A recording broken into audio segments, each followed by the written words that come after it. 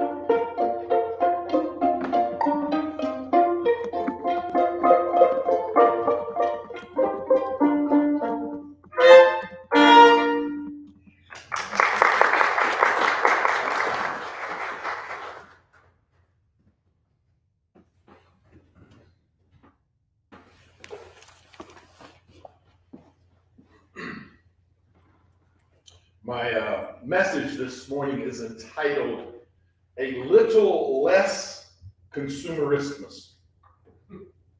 As Christmas quickly approaches, it gets harder and harder to not get caught up in the consumerism that has come to, unfortunately, kind of define the season. You see, it seems to me that consumerism, the commercialization of Christmas, to be precise, is trying to, and in some ways has taught us that the real love is sort of narrow and very focused.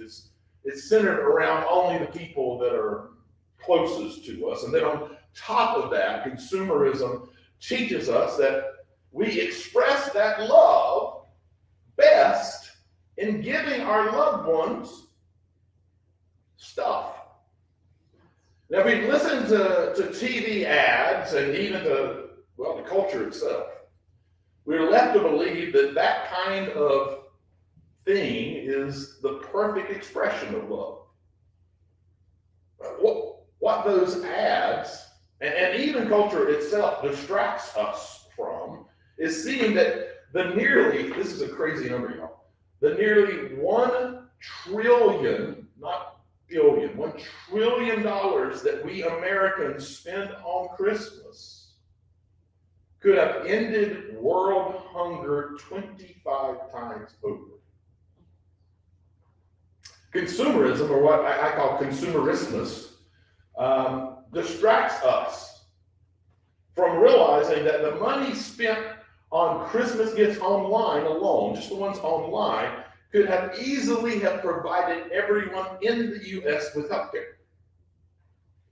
You see, it's easy. It's easy to lose focus, or it's easy to just focus on the immediate gratification of our loved ones. To see the joy on their faces and to feel the warmth that wells up inside of us when we do, and then call it love, because, in many ways it is.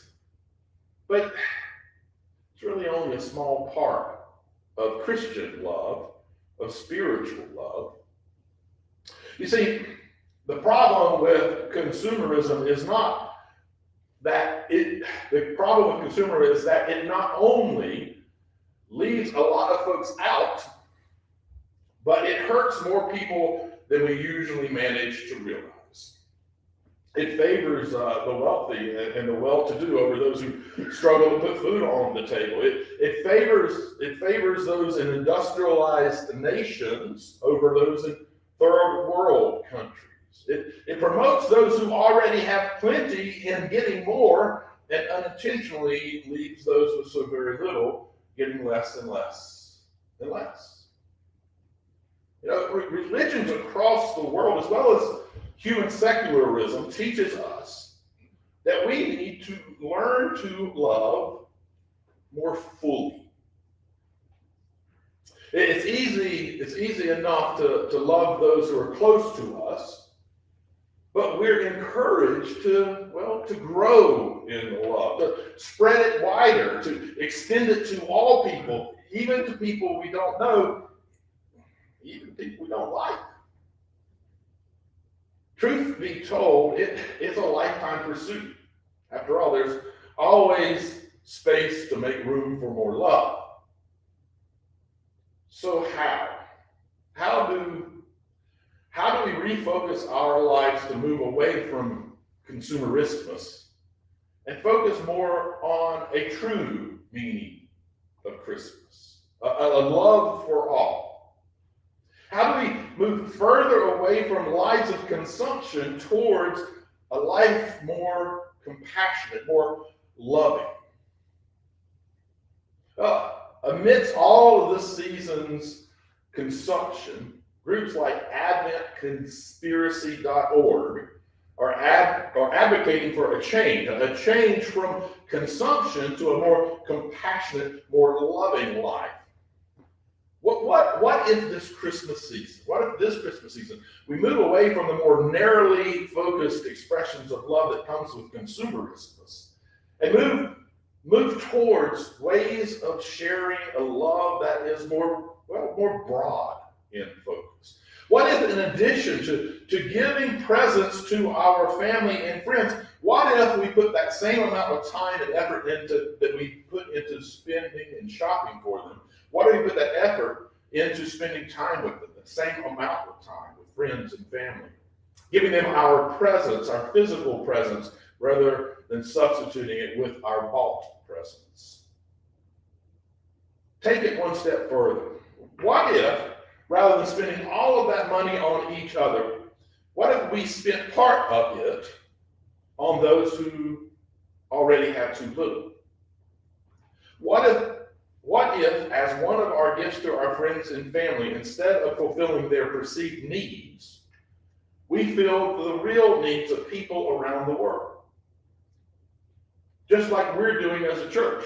You see the cow on the back table, the stuffed cow back there, where you have the opportunity to help contribute to sending a cow to a family or to a community who will be able to use that in a way that will sustain them for a while. Or maybe send bees to someone in Uganda. It's actually simple enough to do. We're using Presbyterian gifts.pcusa.org. You can also go to heifer.org to find out other ways you can do it. You'll be amazed at all of the options that are there. And I can promise you that the Xbox Series X video console that you might buy for that grandchild will be yesterday's news when it comes to be next Christmas. But that milk cow and those honeybees, which you can help provide for $50 or less, will be providing much needed nutrients in years to come. Maybe you don't feel like you can just give your money away, even if it is for a good cause. And in financial times like this, it's not surprising many of us really can't. Just keep in mind that if it's bad for us in the world's richest nation, it's probably worse for others around the world. So here's an alternative idea to gift giving directly. How about micro loans? Groups like Kiva, that's KIVA.org, are pulling together smaller or even large amounts of money from those of us who have it to help out those who have less.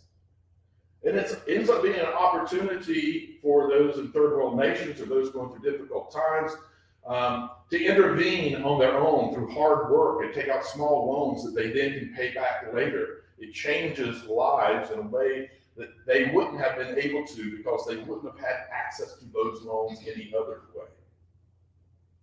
So does all of this mean that I'm suggesting that there should be no presents to open around the tree this Christmas and that we all just have to sit there and talk, heaven forbid? Seems horrible, doesn't it? Well, that's actually not at all. That's not at all what I'm suggesting here. Over and beyond, you can give cards about the gifts that you have purchased in someone else's memory or in their honor. There are other things that we can do to let folks enjoy Christmas along with us. There are plenty of other ways that don't mean throwing inordinate amounts of cash at the large companies that frequently, through questionable production and employment practices, take advantage of those who are struggling around the world. So instead of doing that, consider buying experiences like plays and live performances, or even give the gift of your time through pet sitting or going somewhere special together. And doing all of these kinds of things that I am listing, not only will you be helping those in need, but you'll also be doing your part to resist the systems of domination that help keep the underserved in their place. You'll be practicing a larger love, which religions around the world teach us we are supposed to practice. So if you have more than you need, I'd like to suggest that you share with those who don't have enough. Begin dismantling systems that support consumption and domination. And instead, be the love that we are encouraged to grow.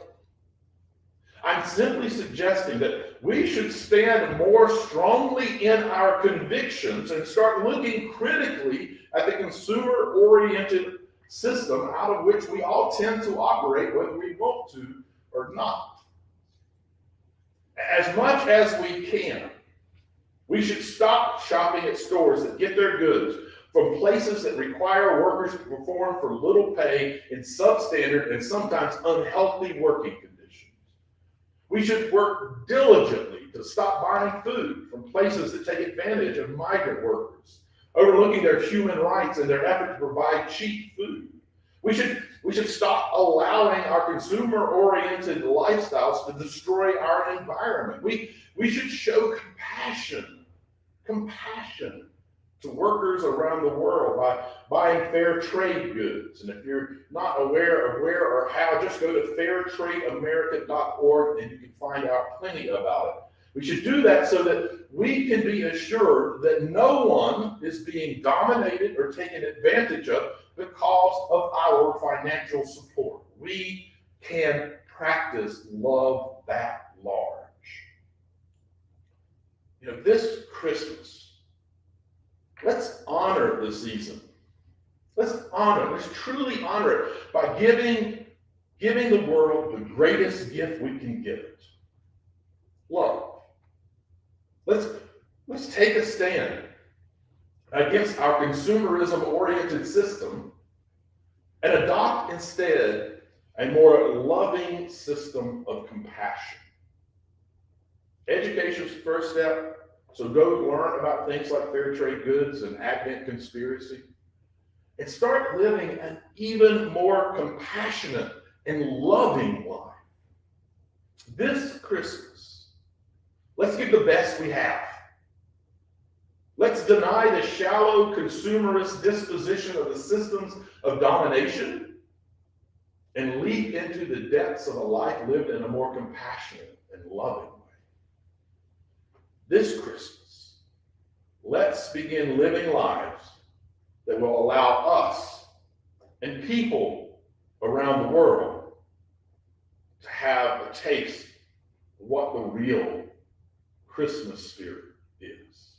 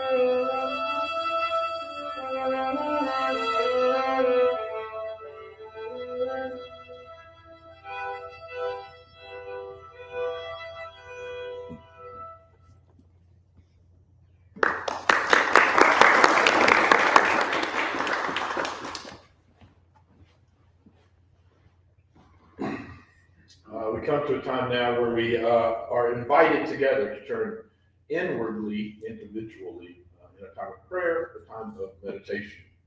Bow your heads and receive these words.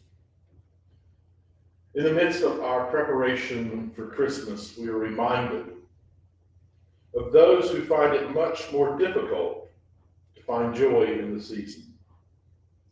We are reminded of those who live in places where they struggle to find clean water to drink, food to eat, a safe place to sleep at night. We are reminded of those here in the U.S. who don't have enough food to make it through the week or even through the day. Those who don't have a roof under which to sleep. Those who have had their lives turned upside down because of illness. Those who believe life will never be the same because of the death of a loved one. May we remain mindful of them this holiday season. May we seek out ever-increasing ways to share love with them. May we be encouraged to re-envision what Christmas has become and to practice it more humbly with love for all of creation. Amen. Receive this blessing. Know that we are one together with creation. May your life be blessed with love and happiness, and may you share that love and happiness with all those you meet.